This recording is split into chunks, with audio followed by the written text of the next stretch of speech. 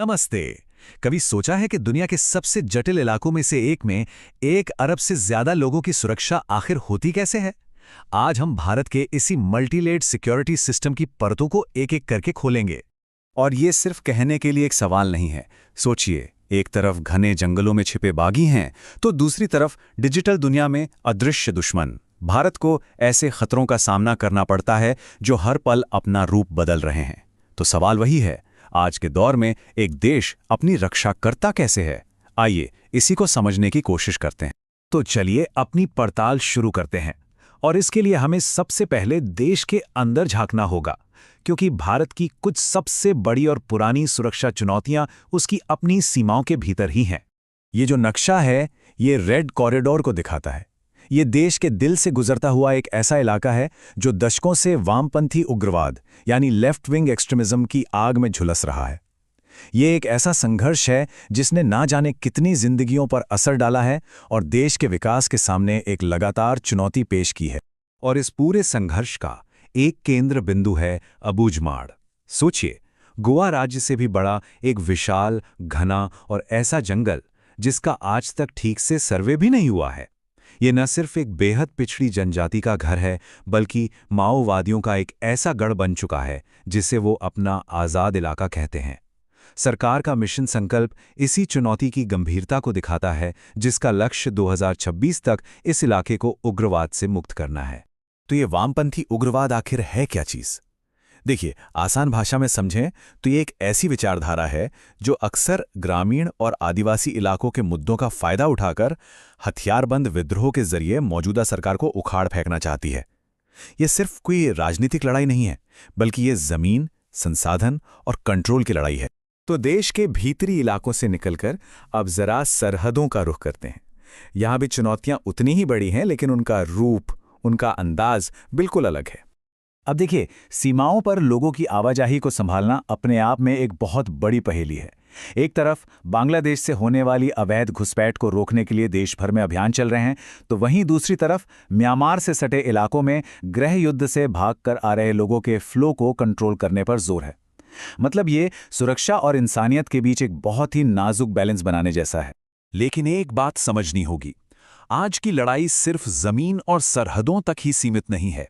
अब जंग का एक नया मैदान खुल चुका है, एक ऐसा मैदान जो हमें दिखाई नहीं देता, और वो है टेक्नोलॉजी का मैदान। जब देश के वित्त मंत्री को खुद आकर साइबर हमलों के बारे में बात करनी पड़े, तो आप समझ सकते हैं कि यह खतरा कितना बड़ा और कितना रियल हो चुका है। अब हमला सिर्फ फौजी ठिकानों पर नहीं होता, बल्कि देश की अर्थव्यवस्था की रीढ़ की हड्डी पर होता है।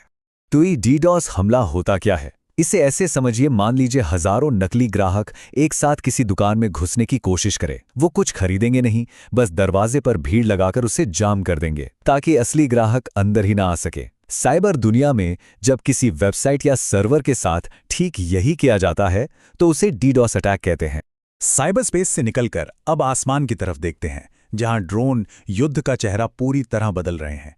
ये एक ऐसा मोर्चा है जहां भारत और उसके विरोधी दोनों ही बहुत तेजी से अपनी ताकत बढ़ा रहे हैं। अब ये जो लिस्ट दिख रही है ना, ये सिर्फ ड्रोन्स के नाम नहीं है। ये असल में एक कहानी बता रही है। ये दिखाती है कि कैसे तुर्की और चीन जैसे देश इस पूरे इलाके में पावर बैलेंस को बदल रहे हैं। ये आसमान में एक हाईटेक हथियारों की दौड़ है, जहां आज की टेक्नोलॉजी कल पुरानी हो सकती है। तो सवाल उठता है कि इन ड्रोन्स और दूसरे हवाई खतरों से बचा कैसे जाए। इसका जवाब है एक स्तरित सुरक्षा कवच में, बिल्कुल एक प्याज की परतों की तरह। सबसे बाहरी परत है S-400 जैसी मिसाइल प्रणाली, जो सैकड़ों किलोमीटर दूर से ही खतरे को खत्म कर सकती है। अगर कोई खतरा इससे बचकर और पास आ जाए, तो MRSAM और आकाश जैसी परतें उसे संभाल लेती हैं। ये एक मल्टीलेयर्ड डिफेंस सिस्टम है। लेकिन 21वीं सदी की सुरक्षा का मतलब सिर्फ नए नए हथियार खरीदना नहीं है। इसका मतलब है सोचने का तरीका बदलना। और इसी दिशा में भारत अपनी सैन्य संरचना में एक बहुत बड़े, एक क्रांतिकारी बदलाव के दौर से गुजर रहा है। इसे ऐसे समझिए, पुराने मॉडल में क्या होता था? मान लीजिए सीमा पर कोई विवाद हुआ, तो थल सेना, वायुसेना और नौसेना तीनों शायद अपनी अपनी अलग योजनाएं बनाती थीं। लेकिन नए इंटीग्रेटेड थिएटर कमांड मॉडल में उस एक भौगोलिक क्षेत्र की सारी सैन्य ताकत एक ही कमांडर के हाथ में होगी।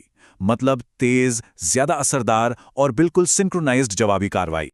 और ये बदलाव सिर्फ कमांड स्ट्रक्चर का नहीं है, ये लोगों का भी है। अग्निपथ योजना का लक्ष्य सेना की औसत उम्र को 32 साल से घटाकर 26 साल करना है। इसके पीछे सोच ये है कि एक ऐसी युवा और टेक्निकली स्मार्ट फौज तैयार की जाए जो आज के मॉडर्न युद्ध की ज़रूरतों को बेहतर ढंग से पूरा कर सके। और ये लड़ाई सिर्फ मैदान में या सरहदों पर नहीं लड़ी जाती, ये लड़ाई पैसों की दुनिया में भी लड़ी जाती है।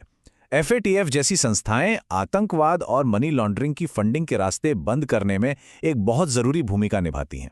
ये दिखाता है कि आज की सुरक्षा के लिए एक ग्लोबल अप्रोच की कितनी ज़रूरत है। तो अभी तक हमने आज की चुनौतियों की बात की।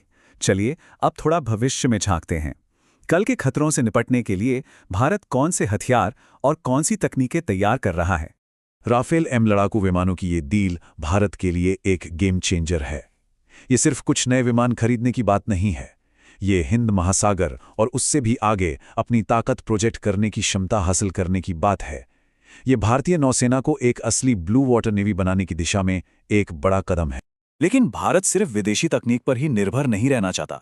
AMCA यानी भारत का अपना 5वीं पीढ़ी का लड़ाकू विमान रणनीतिक आत्मनिर्भरता की तरफ एक बहुत बड़ा कदम है। ये प्रोजेक्ट सफल होता है या नहीं, ये भारत की भविष्य की सैन्य ताकत को तय करेगा। ये चार्ट सिर्फ कुछ नंबर नहीं है, ये भारत की विदेश नीति में आए एक बहुत बड़े बदलाव की कहानी कह रहा है। दशकों तक रूस पर लगभग पूरी तरह निर्भर रहने के बाद अब भारत फ्रांस और इजराइल जैसे देशों के साथ अपनी साझेदारी बढ़ा रहा है। ये एक स्ट्रैटेजिक शिफ्ट है जिसके दूरगामी परिणाम होंगे। और आखिर में सबसे बड़ा पहलू न्यूक्लियर वेपन्स। भले ही भारत के पास रूस या अमेरिका के मुकाबले बहुत कम हथियार हों, लेकिन ये एक बहुत ही नाजुक क्षेत्रीय संतुलन का हिस्सा है। ये संख्याएं उस आखिरी डिफेंस लाइन को दिखाती हैं जो दक्षिण एशिया में पावर डायनेमिक्स को तय करती हैं। तो इन सब बातों का मतलब क्या निकलता है? यही कि भारत की सुरक्षा की कहानी एक लगातार चलती रहने वाली कहानी है। ये तकनीक और रणनीति, अंदरूनी और बाहरी खतरों के बीच एक निरंतर चलने वाला बैलेंस है। तो फिर सबसे बड़ा हथियार क्या है? शायद कोई एक चीज नहीं, बल्कि इन सभी का सही मिश्रण, और सबसे बढ़कर लगातार बदलते रहने और नया सीखने की क्षमता। सोचने वाली बात है।